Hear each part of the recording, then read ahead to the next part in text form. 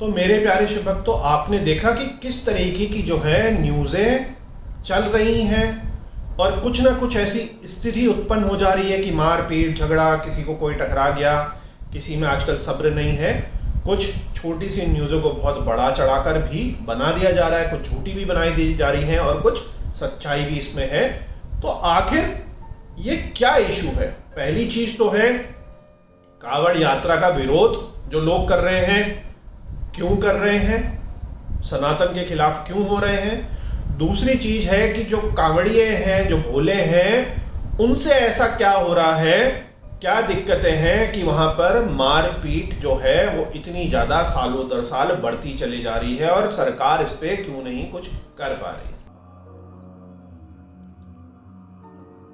ओम नमः शिवाय मेरे प्यारे शिव भक्तों, आज की स्पेशल वीडियो में हम चर्चा करेंगे हमारे नीलकंठ महादेव की कांवड़ यात्रा की, जो श्रावण मास में होती है। आप देख ही रहे होंगे कि स्पेशली पिछले एक हफ्ते से इतनी वीडियो बनते जा रही है, इतना अखबार में आते जा रहा है।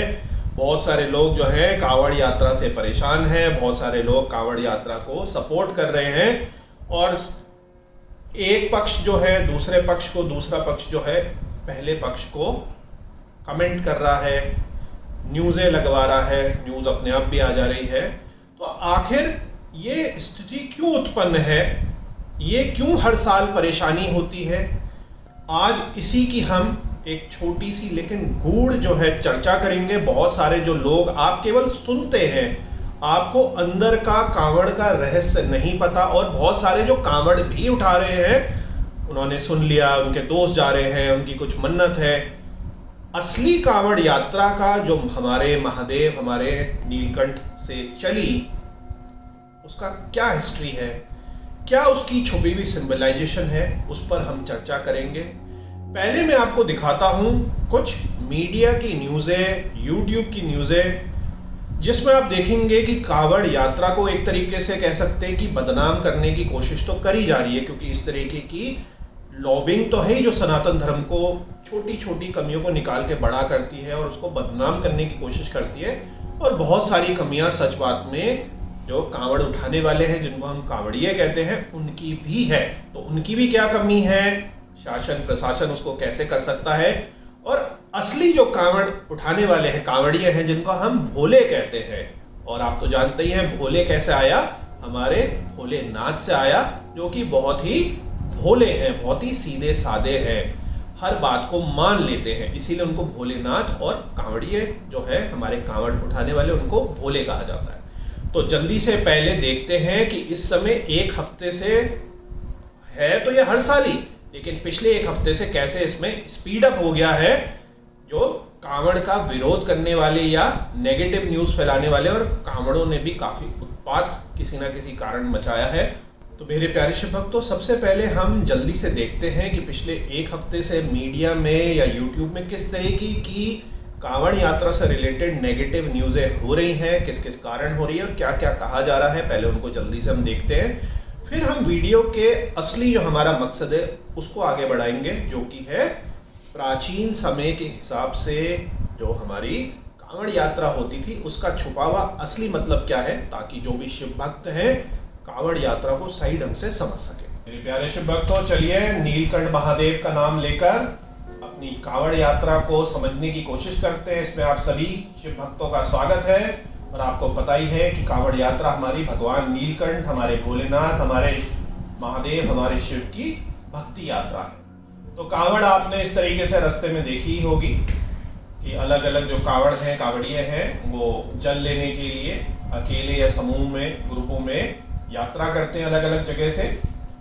इनकी हम थोड़ी देर बाद चर्चा करते हैं। सबसे पहले देखिए, जो कांवड़ की न्यूज़ें चल रही हैं, कांवड़ियों की गुंडागर्दी, युवक पर बरसाए लठ, पुलिस देखते रही तमाशा, हरिद्वार हाईवे जाम, धामी सरकार और पुलिस से नाराज है कांवड़िए, बीच सड़क में जमकर बवाल, लाठीचार्ज, हरिद्वार में पुलिस से भिड़ गए कांवड़िए। और आप फोटो देख ही रहे होंगे, मेरे को दिखाने की जरूरत नहीं है। पिछले एक हफ्ते 10 दिन से कांवड़ियों ने मचाया कोराम, गुस्से में तोड़ी कार।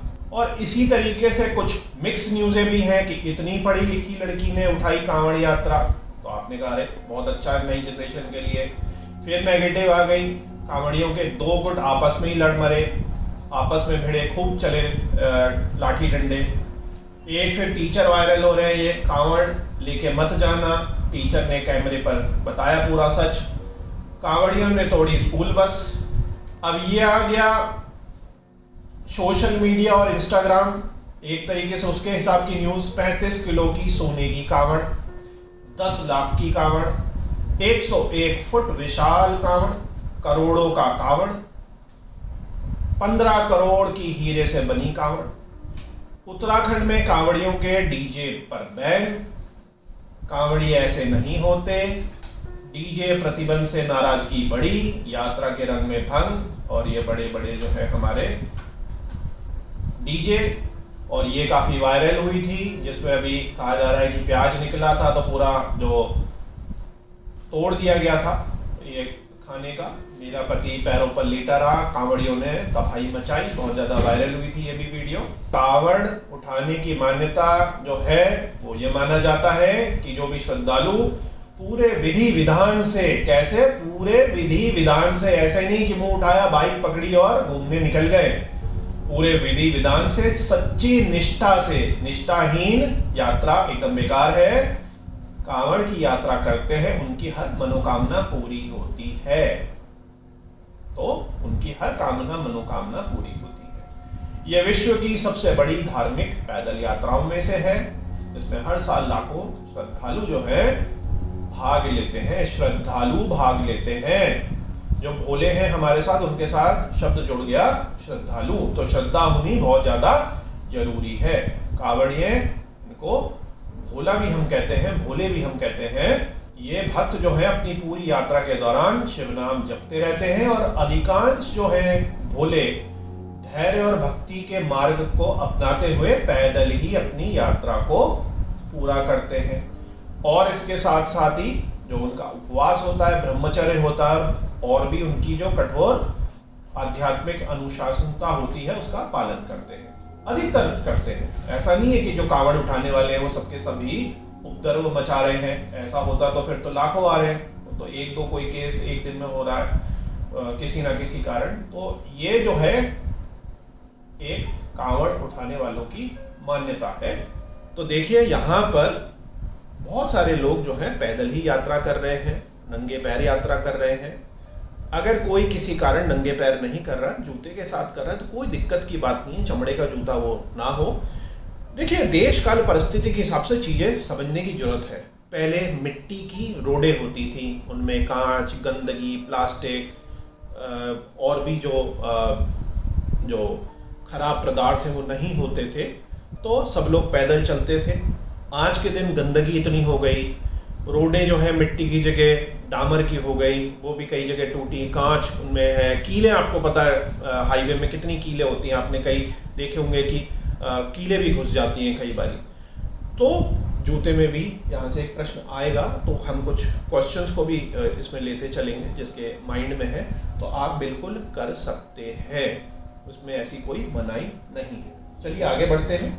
तो सबसे पहले हम बात करते हैं कि ये अलग अलग कथाएं कांवड़ यात्रा से जुड़ी हैं। इसमें सबसे मेन जो कथा है हमारे भगवान शिव की है। आपको पता ही है कि समुद्र मंथन हुआ, मंथन में सारी चीजें निकली और एक बड़ी ही स्पेशल चीज मिली, सबसे पावरफुल, अमृत से टक्कर की, मतलब अमृत की टक्कर की। वो क्या थी?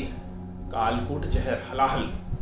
हलाहल ऐसा था कि वो पूरे ब्रह्मांड को नष्ट कर देता। सारे देवी देवता जो थे उनके उसको जहर को कम करने की, उसको नलीफाई करने की उनके पास किसी के पास भी शक्ति नहीं थी। तो अंत में वो भगवान शिव के पास गए और उन्होंने कहा कि ये जो समुद्र मंथन है वो तो छोड़िए, यहीं जो है छूट जाएगा, यहाँ तो ब्रह्मांड को खत्म होने का समय आ गया है। तो भगवान शिव ने तो हलाहल जहर है अपने कंठ पर स्थिर करा, और वो कोई एक मामूली जहर तो था नहीं, वो तो ब्रह्मांड को खत्म करने वाला समुद्र के अंदर से निकला हुआ कालकूट जहर था।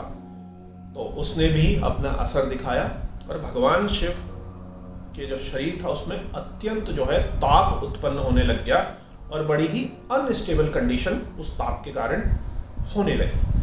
तो वहां पर सभी देवी देवताओं ने, ऋषि मुनियों ने, सभी लोगों ने, और यहाँ तक कि कहा जाता है कि जानवरों तक ने अपने अपने सामर्थ्य से भगवान शिव के ऊपर लाकर जल जो है वो डाला, जलाभिषेक करा, एक तरीके से आप कह सकते हैं, ताकि जो उनका जो शरीर है उसकी जो तपन है वो कम हो सके।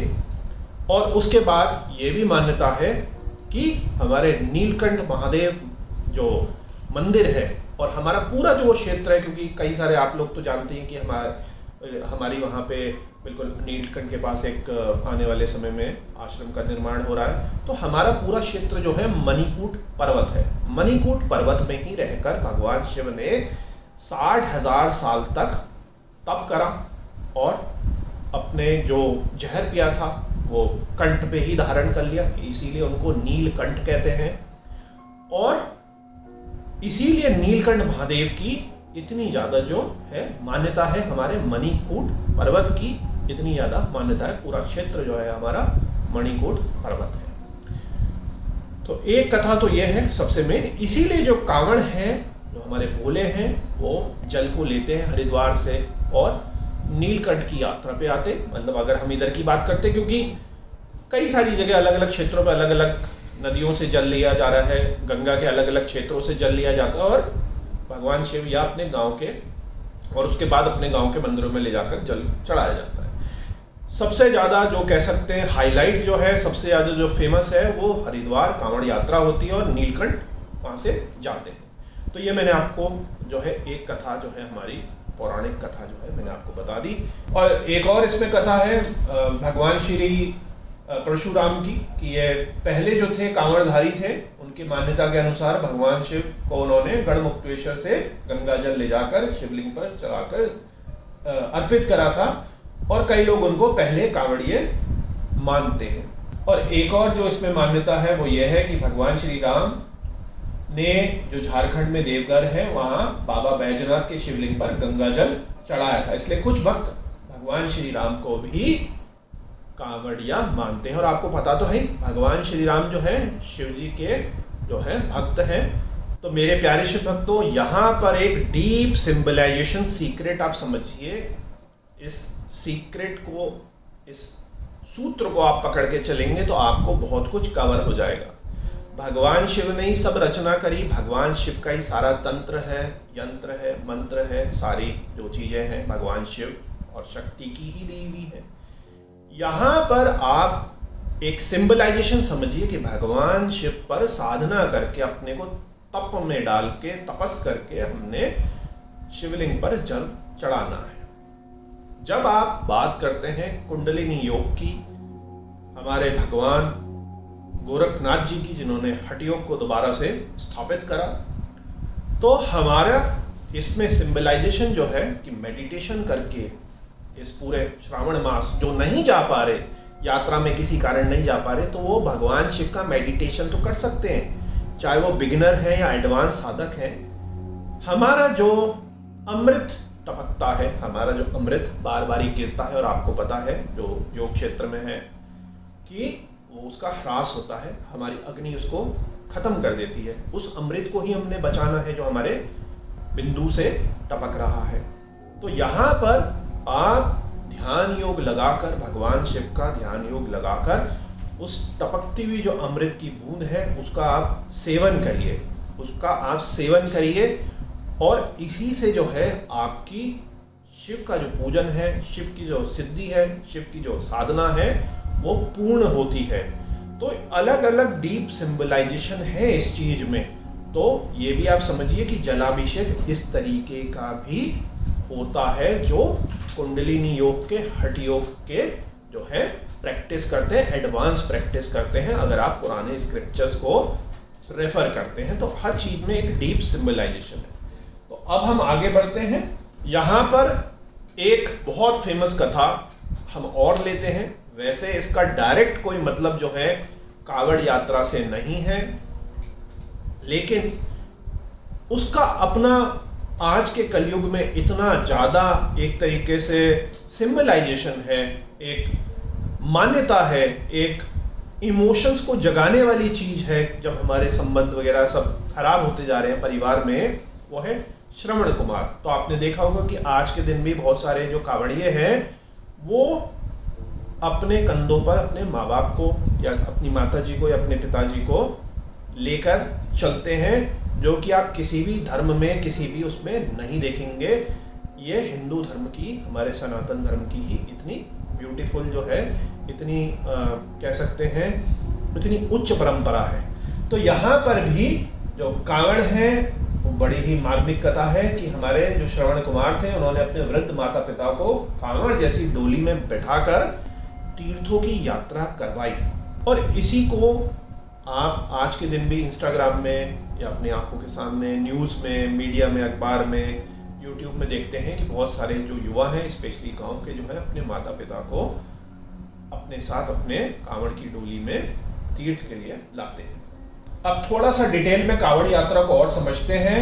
ये वार्षिक एक धार्मिक यात्रा आपको पता ही है, यूजुअली ये श्रावण मास में जुलाई अगस्त में होती है। इस दौरान शिव भक्त, जिन्हें कांवड़िए या भोले कहा जाता है, पवित्र गंगा जल को हरिद्वार, गंगोत्री, गौमुख आदि तीर्थों से भरकर स्थानीय शिव मंदिर में अर्पित करते हैं। अब कांवड़ यात्रा कोई एक साधारण यात्रा तो है नहीं, तो ये क्या है? ये एक चलायमान शिव यंत्र है। ये एक चलायमान शिव यंत्र है, एक जीवित यज्ञ है। अब देखिए कितनी बड़ी चीज है कि एक जीवित यज्ञ है और चलायमान शिव यंत्र है। जो कांवड़ की लकड़ी है वो मेरुदंड, रीढ़ की हड्डी का प्रतीक है, जो हमारी कुंडलिनी में यहाँ मूलाधार चक्र, यहाँ सहस्रार चक्र हमारा, और बीच में और चक्र हमारे आपको पता ही, जो इडा पिंगला है उसको हमने राइस करना है, मिलाकर सुषुम्ना ऊपर उठानी है। दो कलश जो है हमारी हौ और ठौ, मतलब कि सूर्य और चंद्र, मतलब कि इडा पिंगला, इसको जो है बताते हैं जो हमारी कांवड़ बनेगी। ये आप समझिए एक तरीके से हमारा चंद्र और सूर्य नाड़ी हमारी है। नंगे पैर चलना, अहंकार का त्याग करना, धरती से जुड़ना, अपने मूलाधार चक्र को जागृत करना, भगवान शिव का बम बम बोले या जय बोले या जो भी उसमें हम उद्घोष करते हैं भगवान शिव का, तो ध्वनि की शक्ति का जागरण है। लोगों को दूर दूर तक बताना है कि आप भी उठ जाइए, शिव की शरण में आ जाइए, भगवान शिव सबका भला करते हैं। गंगा जल को चढ़ाना मैंने बताई आपको। सोमरस जो है हमारा अमृत तत्व, चंद्र की शक्ति, अपने जीवन की विषैली भावनाओं को शिव को जो है अर्पित करना। यात्रा का कष्ट जो है वो तप है, हमारी तपस्या है, हमारी मन बुद्धि चेतना की, कर्म की शुद्धि की कोशिश है। भक्त की भावना जो सबसे मेन इंपॉर्टेंट है वो है प्रेम, समर्पण और जागरण भगवान शिव के लिए। तो पूरा जो हमारा श्रावण मास है ये हमारा आंतरिक समुद्र मंथन का समय है कि जब आप यहाँ पर जा रहे हैं तो आपको अपने लिए एक तरीके से अपने को रिबॉर्न करने की ये पूरी यात्रा है।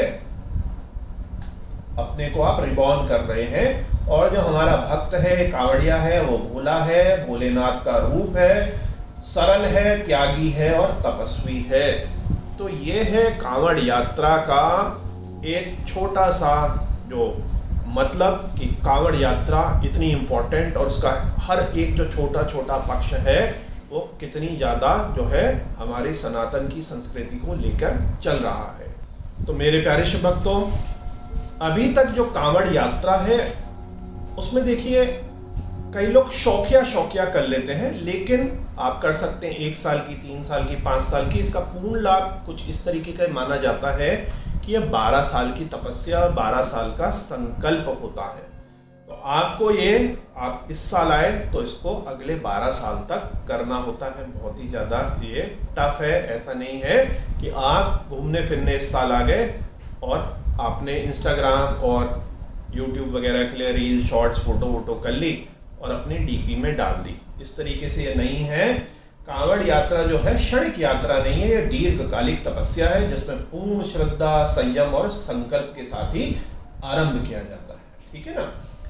अब यहाँ पर 1-2 चीजें और समझिए कि अधिकतर जो कांवड़िए हैं, अधिकतर, वैसे तो आप देखेंगे कि बहुत महंगे बहुत पैसे के साथ, पैसे मिला के बहुत पैसे वाले कांवड़िए बहुत सब लोग कर रहे हैं, लेकिन अधिकांश अगर हम बात करें कि मेजरली जो कांवड़ वाले हैं, भोले हैं, चाहे वो लड़कियां हैं या लड़के हैं, लड़के ज़्यादा हैं, लड़कियां तो अब शुरू हुई हैं, थोड़ी कमी होती हैं, वो एक गरीब परिवारों में से हैं, गांव से है, उतना ज़्यादा पैसा नहीं है, लेकिन आपको तो पता ही है भोलेनाथ तो भोलेनाथ है, वो केवल जिसके पास पैसा हो केवल उसी के लिए थोड़ी रहेंगे।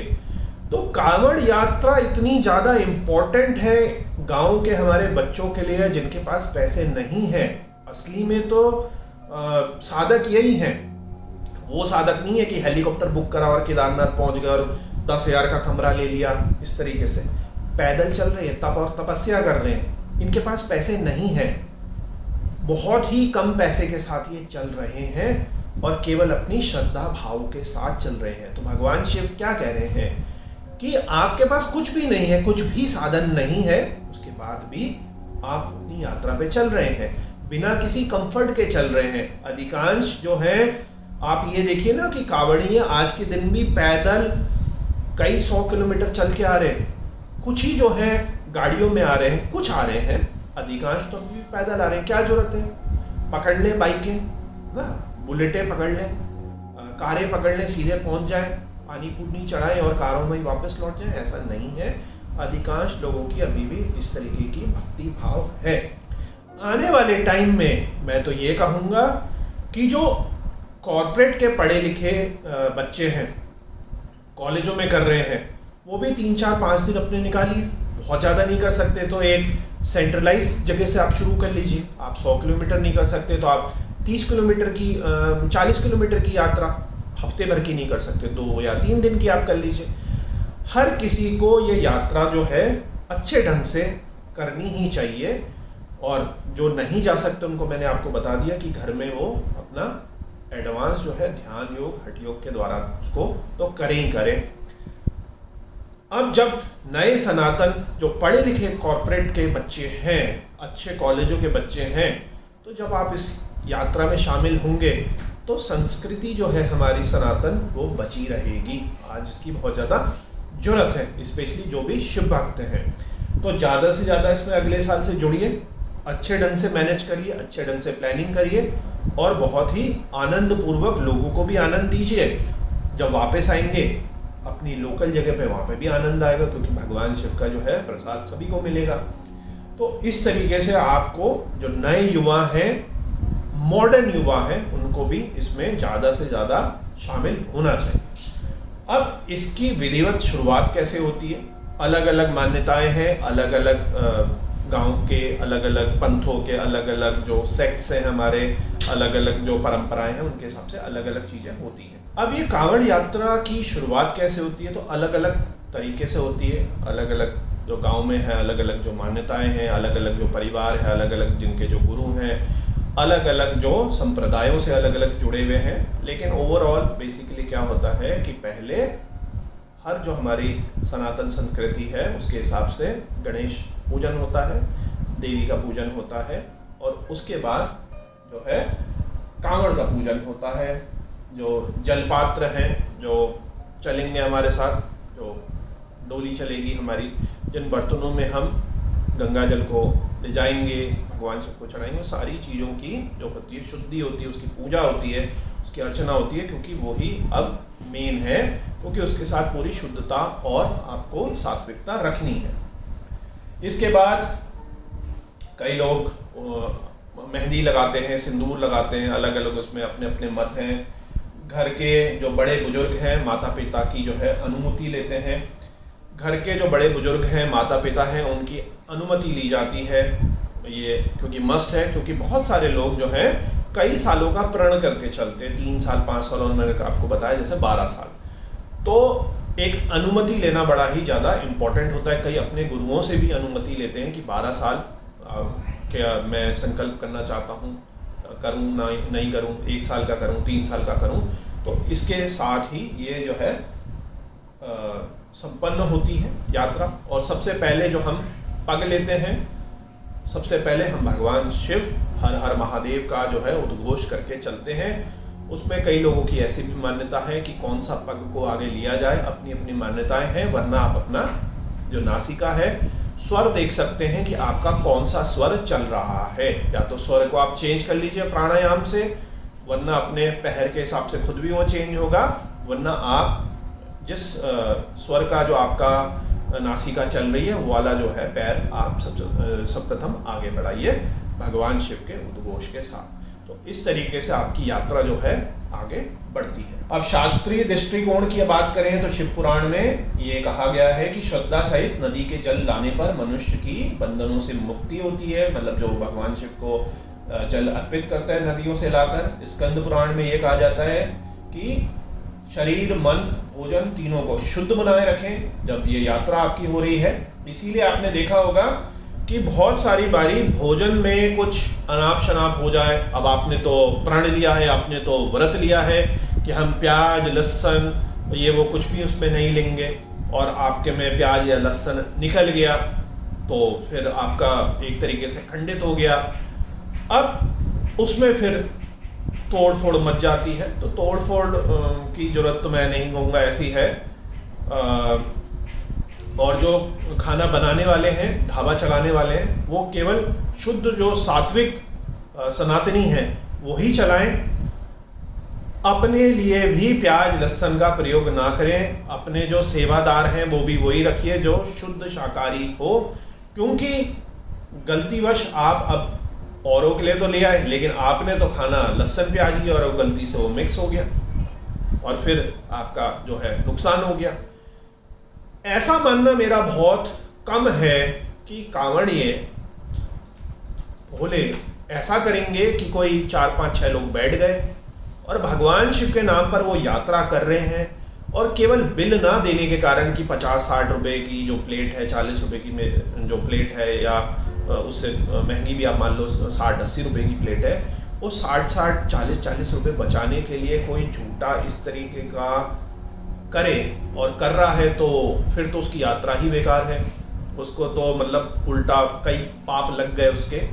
तो मेरा मानना 99.99% ये है कि जो संकल्प लेके कांवड़िए चल रहे हैं वो ऐसा झूठ तो नहीं करेंगे पैसे को बचाने के लिए, क्योंकि ये सब कमेंट आते हैं ना, तो हर प्रश्नों का उत्तर देना है कि नहीं वो कांवड़ियों ने ऐसा करा होगा, 10 लोगों को ग्रुप है तो पैसे बचाने के लिए कर दिए। भाई ऐसा हमारे हिंदू धर्म में, सनातन में नहीं होता। और अगर कोई जानबूझ के ऐसा कर रहा है तो फिर तो उसकी बात ही खत्म है। उसको तो अपने 10 गुना 100 गुना जो है पाप मिलेंगे ही।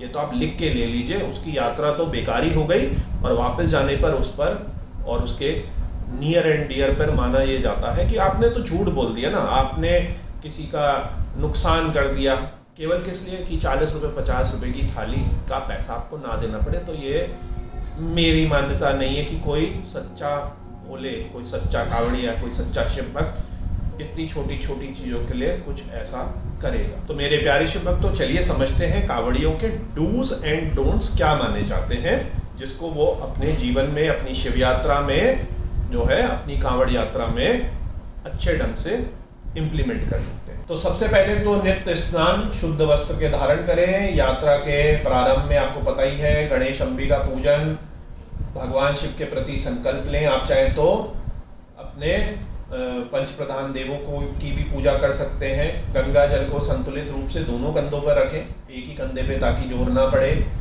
कांवड़ को हमेशा ऊंचाई पर रखें, स्टैंड, रस्सी या पेड़ों पर टांगे। अब तो पेड़ों पर तो क्या है, हाईवे के इर्द गिर्द सब पेड़ कटते ही जा रहे हैं, वरना पेड़ों पे एक टाइम पे व्यवस्था होती थी ऐसी कांवड़ को लटकाने की। अब तो धीरे धीरे आपको पता ही है कि क्या स्थिति हो गई है, तो कोई साफ सुथरी सी जगह पे रखें।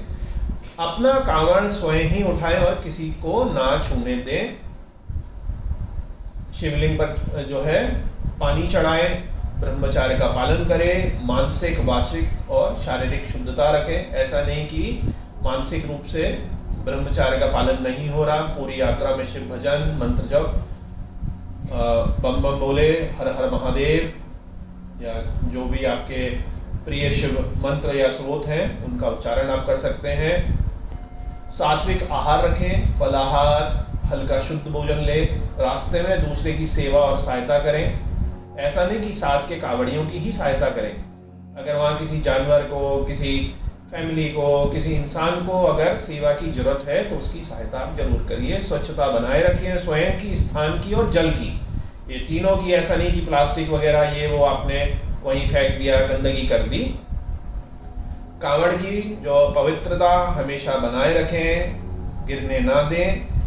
ध्वनि डीजे का प्रयोग जो है केवल अच्छे संस्कारों के लिए हो और एक लिमिट में रहकर इसको करा जाए। अब कांवड़ यात्रा के डोंट्स जो हैं, ये सजेस्टेड डोंट्स हैं, मतलब कि एक सुझाव है, आप देख सकते हैं। आपको पता ही है कि कांवड़ को जमीन पर ना रखें, स्वच्छ कपड़े या लकड़ी पर ही रखें। गंगा जल को अपवित्र ना होने दें, यदि गिर जाए या अपवित्र हो जाए तो पुनः जल भरना होता है। मांस, शराब, सिगरेट, तंबाकू और भांग, कोई भी नशीले पदार्थ का सेवन वर्जित है। इस पर अभी हम चर्चा करेंगे, स्टाल लगा दिया मैंने। चमड़े की वस्तुएं जैसे बेल्ट, चमड़े के जूते ना पहने। यात्रा के दौरान क्रोध, वाद विवाद, झूठ, चुगली, अपशब्द, अभद्र व्यवहार ना करें। अहंकार, दिखावा, आडंबर से बचे। कांवड़ सेवा प्रधान है, प्रदर्शन प्रधान नहीं है। एक और इंपॉर्टेंट पॉइंट सितारा लगा दिया जिसकी बात करेंगे। दूसरे को कांवड़ पर हाथ ना लगाने दे, यह व्यक्तिगत संकल्प है। जल चढ़ाते समय अन्य जो सामग्री है वो शिवलिंग पर ना चढ़ाएं, केवल शुद्ध जल ही चढ़ाएं, ऐसा बहुत सारे विद्वानों का जो है मानना है। शारीरिक क्षमता के अनुसार ही नंगे पांव चले, लेकिन नियमों का उल्लंघन ना करें। इसकी भी अभी हम चर्चा करते हैं। एक और इंपॉर्टेंट पॉइंट है, अशुद्ध अवस्था में, अति रोगग्रस्त अवस्था में यात्रा ना करें। गाली गलौज, हिंसा, धमकी, मारकाट, ऐसे व्यवहार से ऊर्जा को दूषित ना करें। नियमित स्थान और दातुन की आदत रखें। यात्रा प्रारंभ करने से पहले पारिवारिक सहमति आवश्यक है। बाल, नाखून, दाढ़ी यात्रा के दौरान ना काटें। तो मेरे प्यारे शिव भक्तों, ये कुछ पॉइंट है कि यात्रा में क्या करें या क्या ना करें। इनमें 3 पॉइंटों में मैंने स्टार कर दिया। पहली चीज है भांग। तो बहुत सारे लोग कहते हैं कि ये तो भांग लेकर जो है या सुल्फा लेकर चलते हैं, इसीलिए उपद्रव मचाते हैं जो कांवड़िए हैं। तो मेरा इसमें ये मानना है, और इस पर मैंने काफ़ी देखा भी है कि हर कोई जो है मेजरली जो है वो कांवड़िया ऐसा नहीं करता। बहुत सारे जो लोग कर रहे हैं भगवान शिव को देखकर, पर ऐसा नहीं है। इसमें मैं फिर से हमारे बताता हूँ, क्योंकि बहुत सारे पंथ भी जो हैं दूषित हो गए हैं ओवर द टाइम। अब मेरे प्यारे शिव भक्तों, 3 में मैंने स्टार लगा दिया, इनको हम जल्दी जल्दी चर्चा करते हैं। जैसे कि शारीरिक क्षमता के अनुसार ही अपना जो है ले जाएं, जो कलश आपको ले जाने हैं। लेकिन आप देखोगे कि कई बारी जो साधक है वो ईगो बूस्टिंग में फंस जाता है। क्या भगवान शिव हमसे कह रहे हैं कि 101 लीटर पानी, 151 लीटर पानी हमने ले जाना? आपने बहुत सारे देखे होंगे कि जो भोले हैं उनकी कांवड़ गिर गई ओवरलोड के कारण, लुढ़क गई, कई तो बेहोश भी हो गए। और आपका जो पूरा शरीर है वो स्ट्रगल कर रहा है। भोले की यात्रा में आप जा रहे हैं तो भोले से अटैचमेंट कम चल रहा है, और आपके शरीर पे, कंधे पे, हाथों पे, टांगों में इतना ज्यादा, जरूरत से ज्यादा जोर है कि आपका ध्यान नहीं लग रहा। बस वो वेट उठाने के लिए कि हमने आज कर लिया 151 लीटर पानी हम है। और इंस्टाग्राम में हम दिखाएंगे, रील्स में हम दिखाएंगे, शॉर्ट्स में हम दिखाएंगे। तो इसको जो है हमने कम करना चाहिए। मेरा मानना ये है कि कांवड़ में छोटा सा ही कलश, 2 कलश होने चाहिए। छोटे कलशों से ही भगवान शिव का जलाभिषेक हो, ताकि आराम से आप जाएं। और बहुत सारे केसेस में, क्योंकि जब वो कम हो जाएगा तो आपकी जो एजिलिटी है, रोड में चलने की जो क्षमता है, आपको मजबूरी में ऐसे फैल के चलना है, ऐसे लेके, तो आप ऐसे लेके भी चल सकते, फिर तो कंधे में लेके कांवड़ को, ऐसे भी आपका कंट्रोल इजी होगा। कांवड़ें टकरा जाती हैं जो है, गाड़ियों में भी, हाईवे में डाइवर्ट करने के बाद भी रोज मारपीट हो रही है कि कांवड़ टच हो गई, कांवड़ लुढ़क गई। उससे बहुत ज़्यादा जो है कमी आएगी अगर हम एक छोटे छोटे से अपने कलश को लेकर चलें, और आपका जो मन है उसमें एनर्जी भी बढ़ी रहेगी। और जो इसके पीछे एक और भांग का बहुत ज़्यादा बड़ा रीज़न, मेरे ख्याल से तो सबसे बड़ा रीज़न है, पहले तो रेगुलर बारिश, शरीर में बुखार आ जाता है क्योंकि इम्यूनिटी का इशू अधिकतरों को है, और शहरी को तो बहुत ज़्यादा आएगा, गांव के बच्चे तो तभी भी सारे स्ट्रांग हैं। उस दर्द को मिटाने के लिए पाँव में छाले पड़ गए, टांगों में दर्द हो गया, भांग का सेवन लोग करते हैं। लेकिन जब आप अपने कांवड़ को छोटे और कम लेके चलेंगे, एक एक लेके चलेंगे कलश, और वो भी हल्का कलश लेके चलेंगे, तो आपको भांग लेने की जरूरत नहीं पड़ेगी। यही मैं योग में भी कहता हूं, जो भी ये योग भी कर रहे हैं, हठ योग भी कर रहे हैं, और पतंजलि योग सूत्र का भी अष्टांग कर रहे हैं, हमारे को यदि बाहरी किसी चीज की जरूरत पड़ जाए ध्यान लगाने के लिए, वो तो एक तरीके से ड्रग एडिक्ट टाइप का हो गया ना, कि लो मेरे इंजेक्शन लगा दो। वो तो ट्रांस डांस में भी लोग कर रहे हैं, वो तो जो सैटरडे को या हाई फाई जगह विदेशों में और इंडिया में पार्टियां होती हैं, उसमें भी क्या इंजेक्शन लगा दो या कुछ सुंगा दो या कुछ खा लो, तो आप हो गए 2 घंटे के लिए अलग उसमें। ये थोड़ी योग है, ये कोई शिव साधना थोड़ी, ये कोई शिव कुंडलिनी योग थोड़ी है। उसमें तो ये है कि बिना किसी बाहरी वस्तु के, भाई जैसे ही आप अष्टांग में या षडांग में आगे चढ़े तो क्या है, बाद में जाके प्रत्याहार, ध्यान, समाधि। तो हमने तो एक्सटर्नल चीजों को भी कट करके अंदरूनी में आना है, समाधि, ध्यान, मोक्ष के लिए, भगवान शिव से जुड़ने के लिए। तो हम बाहरी चीज का, बाहरी ड्रग का अगर इस्तेमाल करें जो कि हमारे माइंड को कंट्रोल कर रहा है, मतलब कि माइंड ड्रग सब्सटेंस अगर हम ले रहे हैं, तो फिर तो ये योग साधना, पूजा पाठ सब बेकार है, शिव साधना बिल्कुल बेकार है। हमारे को तो पूरे होशो हवास में रहकर हमारे जो अंदरूनी अमृत है, हमारा जो अंदरूनी बिंदु से अमृत गिर रहा है, उसको जागृत करके अंदर से हमारा इस तरीके का मेंटल स्टेट समाधि की बननी है कि हमारे को बाहरी किसी भी शराब, सिगरेट, गुटखा, तम्बाकू, आपका भांग या किसी ड्रग्स की, इसकी किसी की भी जरूरत ना हो, वरना तो आप योगी है ही नहीं। ये सभी के लिए एप्लीकेबल है।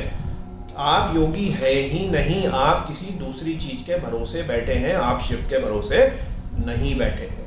तो ये मैंने आपको पॉइंट बता दिया। दूसरा है अहंकार, दिखावा या आडंबर से बचे। आपने देखा वो 1-1 करोड़ की, 5-5 करोड़ की, ठीक है, सामर्थ्य है। भगवान शिव तो त्रिलोकधारी है, सारा संसार उन्हीं का है, रहते कहाँ हैं? कैलाश में। क्या है वहां पे? बर्फ। दूसरा कहाँ रहते हैं वो मेनली? शमशान में। क्या होता है शमशान में? कुछ नहीं, सब खत्म शमशान में। तो आप शिव के जो मेन फंडामेंटल्स हैं, जो इतनी डीप सिंबलाइजेशन है, उन्हीं से हम हटे हुए हैं। सोने के, अभी तो हीरे के, 200-250 किलो पानी लेके चलना है, बहुत बड़े स्केल का डीजे लेके चलना है। तो ये सब चीजें जो है, ये हो गई आपकी अहंकार। मेरा ईगो जो है, किसी तरीके से मेरी सेल्फ आइडेंटिटी सेटिस्फाई हो रही है। मेरा दिखावा है कि मेरे साथ वाले ने 50 लीटर लिया था, मैं 80 ले जाऊंगा, मैं 151। अरे रिकॉर्ड जो लिखा हुआ है वो 200 लीटर का है, तो हम 201 ले जाएंगे। इससे मतलब नहीं है कि कितने ले जाएंगे, इससे मतलब है कि आप भगवान शिव के कितने करीब जुड़े, कितनी आपने शिव कृपा औरों को करी। तो ये अहंकार, दिखावा या जो आडंबर है, इससे बचे। क्यों? क्योंकि कांवड़ यात्रा सेवा यात्रा है। हम भगवान शिव की सेवा के लिए जा रहे हैं, प्रदर्शन की ये यात्रा नहीं है। ये कभी भी कांवड़ यात्रा हमारे किसी चीज के प्रदर्शन की नहीं है। तो ये मैंने आपको तीनों पॉइंट बता दिए जिस पे विशेष जो है ख्याल रखने की जरूरत है। अब मेरे प्यारे शिव भक्तों, जिनको क्या कांवड़ सामग्री चाहिए, तो एक छोटी सी सामग्री मैंने यहाँ पे कर दी है। वीडियो लंबी होगी तो पॉज करके आप देख लीजिएगा कि मोटा मोटी आपके पास क्या होना चाहिए। मैं आपको बता दूं, जो लोग भी हरिद्वार वाली कांवड़ यात्रा कर रहे हैं, मानसून का सीजन है, महाभयानक बारिशें होती हैं। आज भी मैं वीडियो बना रहा हूं तो आज अचानक डीएम के ऑर्डर से छुट्टी हो गई है, सारे स्कूल वगैरह बंद हैं, रेगुलर बारिश होती है, तगड़ी बारिश होती है। तो आप अपने साथ एक पोंचो, जो एक सस्ता रखने में आसान रेनकोट होता है, वो लेके तो जरूर चलें। छाता वगैरह तो इधर उधर हो जाएगी, चल नहीं सकते उसके साथ। और बाकी भगवान शिव के पूजन के लिए मिनिमम छोटा सा सामान जो आप रख सकते हैं, वो इतनी छोटी सी थैली में आपका आ जाएगा। और प्लस जो 2 आपके कलश हैं जो आपके कावड़ में हैं, जिनमें आप जो है गंगा जल भरेंगे, वो तो आपको मेन पता ही है कि होने ही चाहिए। तो इस तरीके से आप इसको रख सकते हैं। हाँ, अपने साथ कुछ जो है सूखे मेवे वगैरह रखिए, कि मान लीजिए किसी ढाबे में आपको लगता है कि ढाबा सही नहीं है, कुछ नहीं खा पा रहे, कमजोरी आपको आ रही है, आपको अपना व्रत तोड़ना है, तो सूखे मेवे वगैरह घर से ही लेके आप चलिए, क्योंकि बहुत ज़्यादा लंबी यात्रा भी नहीं है कि कई महीनों की यात्रा हो, ऐसा भी नहीं है। शॉर्ट यात्रा ही यही है, और अब तो सुख सुविधाएं सारी जगह हो ही चुकी है। लेकिन किसी के भरोसे क्यों रहना, अगर कोई ऐसी स्थिति आ जाए या कुछ जगह पे आपको कमजोरी आ जाए, तो आप हमेशा अपने साथ सूखे जो ड्राई फ्रूट्स हैं वो रखिए। फर्स्ट एड आप जरूर रखिए, क्योंकि चोट लग जाती है, पैदल चल रहे हैं, कुछ भी घाव हो सकता है, वो फिर बढ़ भी सकता है। तो जो फर्स्ट एड छोटा सा है वो आप अपने साथ रख के चलिए। ग्रुप अगर है आपका तो ग्रुप में से एक जो है आप में रख ले, और इस तरीके से आप उसकी व्यवस्था बना सकते हैं। बाकी पूजन के टाइम पे आप क्या क्या करेंगे, क्या क्या रख सकते हैं, आप रख लीजिए। ये मैंने एक लिस्ट बता दी है। और जैसे कि मैंने आपको बताया कि जो मेन प्राइम आपके मुख्य, जब आप भगवान शिव को पहली बारी जलाभिषेक करते हैं उस समय तो शुद्ध जल ही आपको मंत्र उच्चारण के साथ करना है।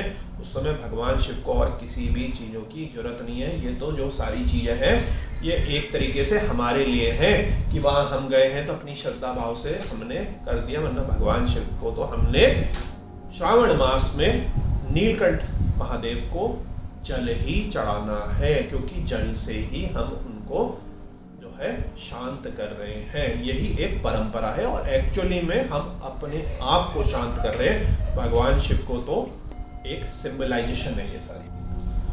तो मेरे प्यारे शिव भक्तों, 2-3 और इम्पोर्टेंट पॉइंट की हम बात कर लेते हैं, क्योंकि ये एक थोड़ी सी कठिन यात्रा होती है और पद यात्रा ये होती है। आपको खुद ही अपने पैदल पैदल चलना है।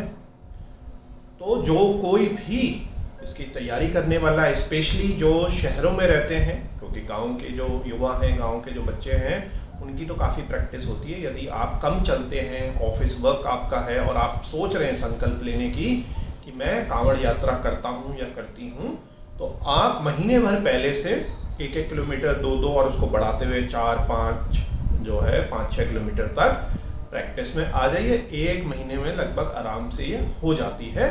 याद रखिएगा कि हर 5 दिन में 1 या 2 दिन का आप गैप दे दें, या हर 3 दिन के बाद चौथे दिन गैप दे दें, ताकि टांगों में स्पोर्ट शूज पहनने के बावजूद भी रिपीटेटिव स्ट्रेस इंजरी शुरुआत में आपको ना हो, क्योंकि इसके कई सारे जो है चांसेस होते हैं, स्पेशली जो हमारा हील एरिया है, और स्पेशली यदि आपका वेट थोड़ा सा ओवर वेट है। तो कांवड़ उठाने के लिए आप अपनी पद यात्रा के लिए इस तरीके से तैयार हो सकते हैं। हेल्थ चेकअप करा लें यदि आपको थोड़ा सा ज़्यादा इशू है। अपने साथ आइडेंटिटी, पहचान पत्र, आधार कार्ड की कॉपी और ओरिजिनल जरूर रखें। बीच बीच में कई जगह चेकिंग वगैरह के लिए, कई कार्यों के लिए उसकी जरूरत पड़ जाती है। अपने को किसी ग्रुप में डाल लें। अकेले भी चल रहे हैं तो 2-4 जो आपके गांव के या जान पहचान वालों के ग्रुप हैं, उनके सभी के कॉन्टैक्ट नंबर, फ़ोन नंबर आपके पास, आपके परिवार वालों के पास रहने चाहिए। सवेरे, दिन में, शाम को 2-3 बारी कांटेक्ट में एक ग्रुप के साथ रहिए। व्हाट्सएप ग्रुप आप बना लीजिए, ताकि पता चलते रहे कि आप 5 किलोमीटर पीछे हैं, 5 किलोमीटर आगे हैं, आप कहाँ खा रहे हैं, कोई समस्या वगैरह यदि है तो वो सब कुछ बढ़िया रहे। और मेरे ख्याल से तो कांवड़ ऐप भी आई डोंट नो एक अच्छा सा होना चाहिए, ताकि लोगों को ज़्यादा से ज़्यादा जो है उसमें सुविधाएँ मिले कि इतनी दूरी पे शुद्ध शाकाहारी जो है खाना मिल रहा है, इतनी दूरी पे टॉयलेट्स है, इतनी दूरी पे स्वच्छ पानी मिल रहा है, या इतनी दूरी पे ये चीज़ है। ये सारी व्यवस्थाएं बढ़िया करके बड़े ही आसानी से ऐप के माध्यम से हो सकती है। अलग अलग रूटों के अलग अलग ऐप हो सकते हैं, छोटे छोटे से ऐप, क्योंकि हरिद्वार यात्रा वालों को दूसरी जगह की यात्रा से इतना ज़्यादा मतलब नहीं, क्योंकि ये रूट डिपेंडेंट सारी चीज़ें हैं, और रूट डाइवर्जन भी इसमें बहुत सारी जगह पे होता है। अब इसके साथ ट्रैफिक रूल का पालन करें, बहुत बढ़िया है, क्योंकि आप तो जा रहे हैं कांवड़ यात्रा में, आम लोग इंसान भी है लाखों की संख्या में, किसी को हॉस्पिटल जाना है, किसी को स्कूल जाना है, किसी का जॉब है, हर कोई बिजी है, माया जाल में हर कोई फंसा हुआ है, हर किसी की अपनी अपनी दिक्कतें हैं। तो हमारी यात्रा के कारण किसी दूसरे को नुकसान ना हो या कम से कम डिस्टर्बेंस हो, वो होना चाहिए। उसमें आपका जो पुण्य है शिव यात्रा का और कई गुना ज़्यादा बढ़ जाता है, क्योंकि आपने किसी को नुकसान ही नहीं करा। इस पे मैं आपको छोटी सी कथा बताता हूँ कि आपको पता है कि शिवलिंग पे जो हम पानी चढ़ाते हैं, अगर हम बिल्कुल हायर लेवल पे उसको सोचे तो शिवलिंग पर सफ़ेद कपड़े से छाना हुआ जल चढ़ाने की परंपरा है।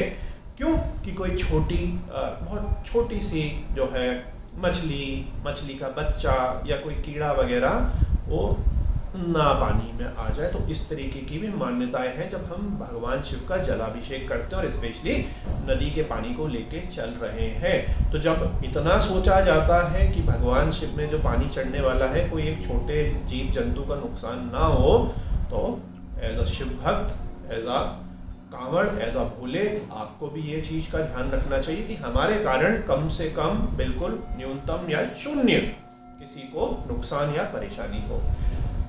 दूसरी चीज, कांवड़ में बहते पानी का ही जो है यूजली जल भरा जाता है, रुके हुए पानी का, ठहरे हुए पानी का जो है जल नहीं भरा जाता। और कांवड़ियों को एक दूसरे की सुरक्षा के लिए मैंने जैसे बताया कि ग्रुप में जुड़े, कोशिश आपको यही करनी चाहिए कि ग्रुप में ही आप उसमें ट्रेवल करिए। अब जब आप यात्रा कर रहे हैं, बड़ी लंबी यात्रा है, सवेरे से शाम तक की यात्रा है, तो क्या करें आप? क्या मोबाइल में गाना सुने, डीजे में गाना सुने, इधर उधर देखें? तो मान्यता इस प्रकार है कि आप निरंतर जो है नाम जप या मंत्र जप करके चलें, जैसे शिव शिव शिव या नीलकंठ महादेव, बम बम बोले, हर हर महादेव, या जो जप करना चाहते हैं नमः शिवाय नमः शिवाय नमः शिवाय, या थोड़ा स्लो नमः शिवाय, फिर पैर चला नमः शिवाय। एक पैटर्न बन जाएगा। जब आप 100-200 बारी करेंगे तो आपको दिमाग और शरीर को लगाने की जरूरत नहीं पड़ेगी। जैसे हमारे दिल की धड़कन के साथ भी एडवांस जो जप करने वाले हैं वो दिल की धड़कन के साथ मैच करा लें। आप महामृत्युंजय जप करना चाहते हैं, ओम त्र्यंबकम यजामहे, तो आप वो करिए। जैसी जो आपकी श्रद्धा है, जो आपका मंत्र, बीज मंत्र, नाम जप, शिव स्वरूप, शिव रूप आपके मन में बैठ जाए, उसको आप पकड़ के चल लीजिए। जिसमें आपकी भक्ति भाव हो उसको लेके आप चल लीजिए। कोई भी चीज़ जबरदस्ती मत करिए। जिसमें आपका प्रेम बैठे, जिसमें आपको उस रूप में शिव दिख रहे हैं, वो मंत्र को, वो जप को लेके आप आगे बढ़िए।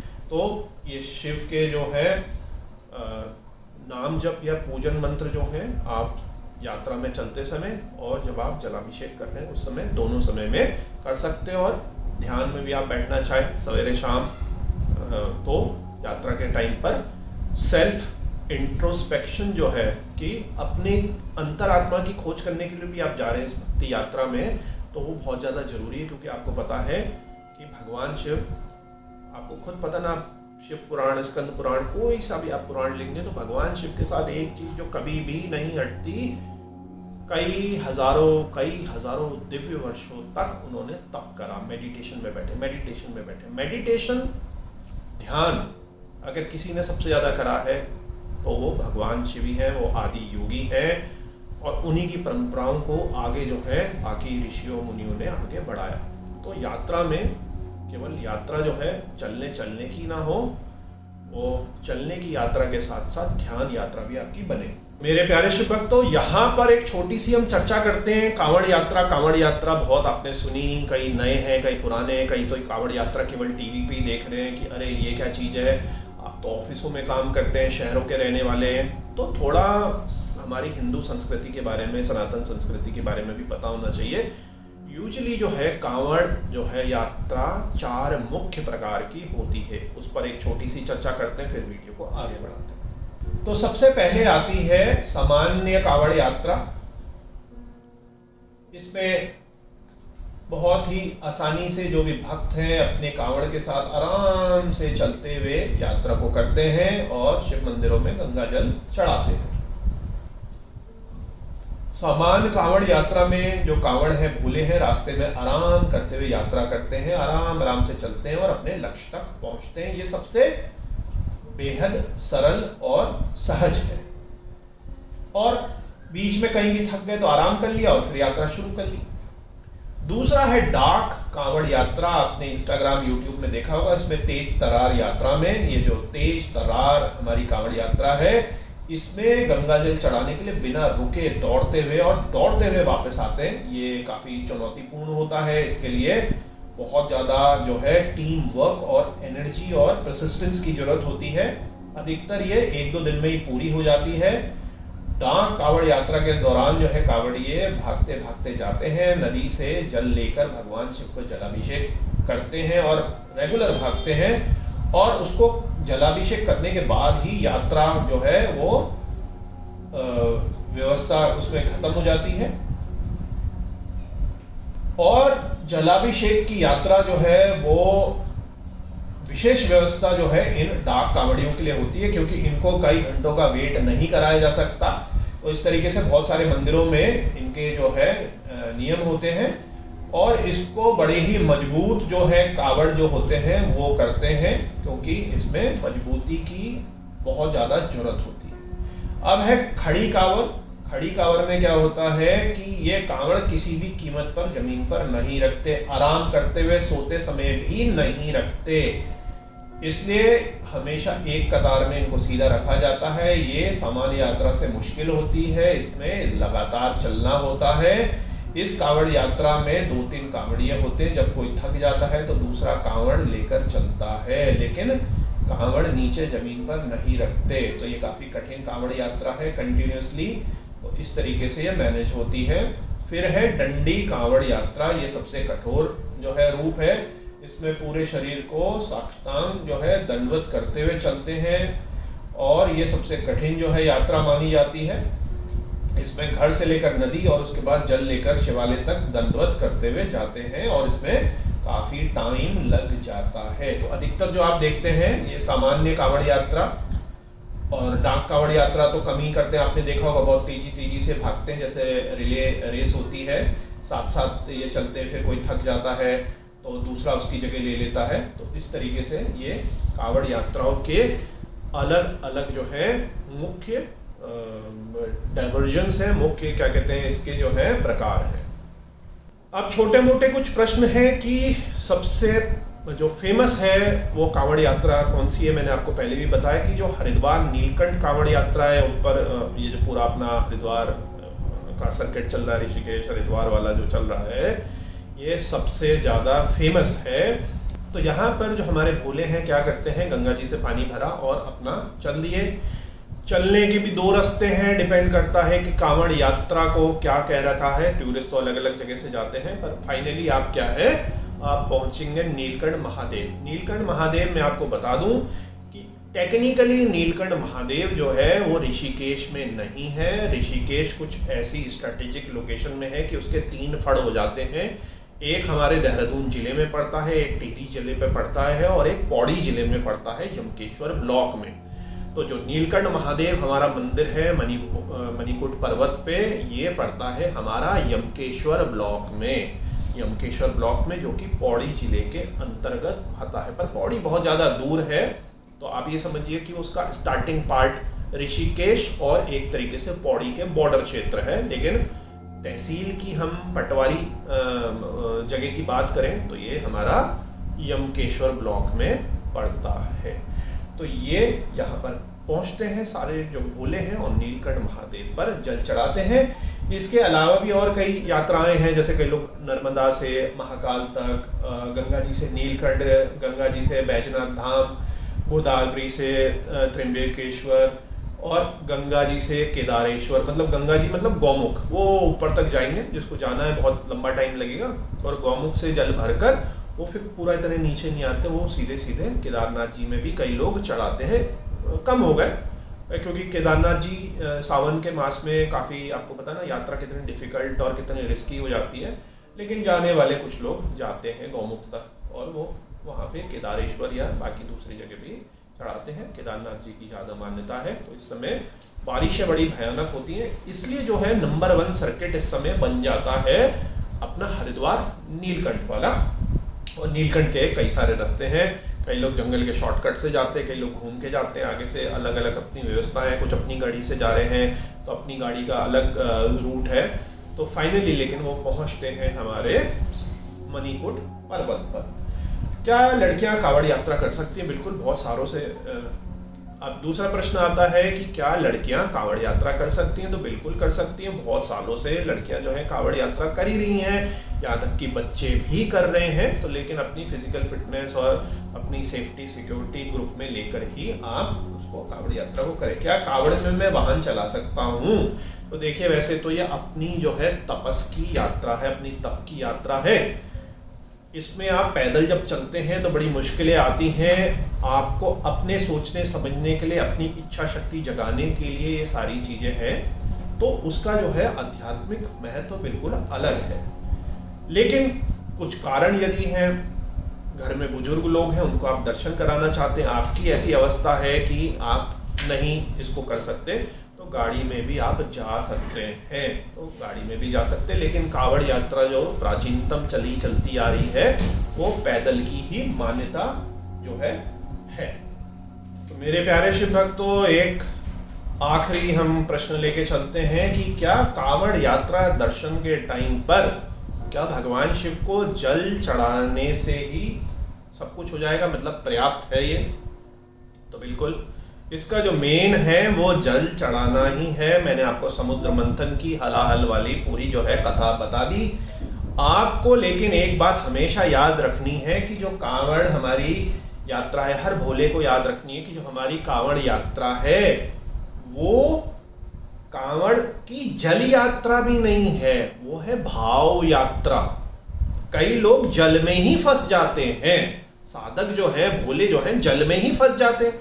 इसीलिए तो चल रहा ना 50 लीटर, 51 लीटर, 2 कलश, 4 कलश, 7 14 कलश।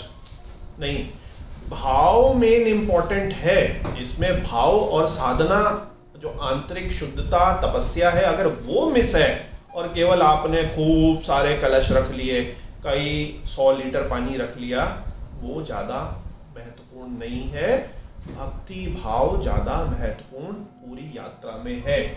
तो यदि कोई व्यक्ति, कोई भोला केवल बाह्य आडंबर करता है, लेकिन अंदर जो है वो किसी ना किसी तरीके से, यात्रा में बड़ा मजा आएगा, बड़ा ठंडा होता है, वहां पे फोटोएं बड़ी अच्छी आएंगी, फिर मैं इंस्टाग्राम में डालूंगा, मैं अपने ऑफिस वालों को दिखाऊंगा, मैं अपने साथियों को दिखाऊंगा, ये फिर आडंबर पूर्ण हो गया, दिखावा हो गया, ईगो और आइडेंटिटी हो गई। तो इससे हमें बचना चाहिए, क्योंकि इसका तो उल्टा जो है हमारे को रिजल्ट मिलेगा। क्योंकि हमारी यात्रा ही बड़ी जो है गलत तरीके से, बड़े इगोइस्टिक तरीके से चालू हुई, जिसमें हमने भगवान शिव के साथ मिल जाना है, अपने आप को लय योग के साथ लॉस्ट कर देना है, धूमिल कर देना है, ताकि हम शिव में ही हो जाए। लेकिन हमने अपनी एक सेल्फ आइडेंटिटी बनाकर हम चल रहे हैं। हमारे कपड़े बड़े अच्छे हों, हमारी गाड़ियाँ एकदम बढ़िया हों, हम तो खूब स्टिकरिंग करके जाएंगे, बड़े से बड़ा डीजे लगा के जाएंगे, और क्या क्या आपका हो रहा है। तो कंफ्यूज्ड है। मैं आपको बताऊं, जितनी सरलता और साधारणता हर हमारे सनातन धर्म के कार्यक्रमों में होगी, कथाओं में होगी, यात्राओं में होगी, कुंभ में होगी, उतना ज्यादा पुण्य जो है लोगों को मिलेगा, उतना ज्यादा जुड़ाव लोगों को होगा। क्योंकि मटेरियलिज्म में ऑलरेडी इस कलयुग में हर कोई फंसा पड़ा है। तो इसको आप हमेशा याद रखिए, और भक्ति वश ही इसको यात्रा का जो है संकल्प लें। दिखावा जो है बिल्कुल छोड़ दें। आपका दोस्त कर रहा है तो आप भी कर लें। मन से भगवान शिव के लिए श्रद्धा जो है जागनी चाहिए।